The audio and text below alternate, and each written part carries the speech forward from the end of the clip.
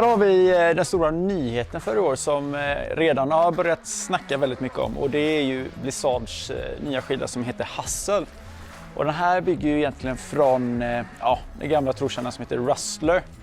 Skillnaden är att på Rustler så jobbar vi med metall under foten så den blir väldigt stabil och pålitlig. Medan här så tar vi bort den här tjocka metallplattan för att få en ännu lekfullare skida.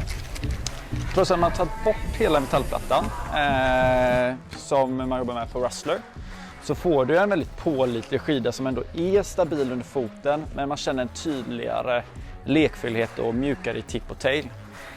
Så den här skidan är ju klockren för någon som är lite lättare skidåkare till exempel, som inte behöver ha det här hårda materialet för att väga upp i de hårda svängarna eller höga hastigheterna, utan någon som har en otroligt lekfull skida, åka runt, latcha i skogen, då funkar den klockrent.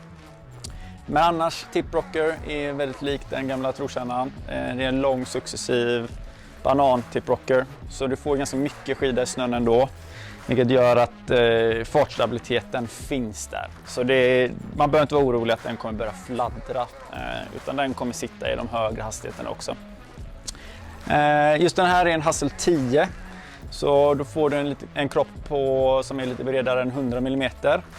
Så klockren för att åka 70% i pist, 30% i off-pist typ. Eller eventuellt sätta på en topptursbindning i och med att du får lite lättare skida jämfört med storebrorsan Rustler som har metall då. Så sammanfattningsvis, åkare till avancerade som vill ha en lekfullare skida. Klockren om du vill sätta på en topptursbindning eller bara sätta på en vanlig bindning för att ha en full resortskida, både pisten och off-pisten. Som du kan köra korta och långa svängar med och framförallt ha riktigt roligt med i tajt skogsterräng.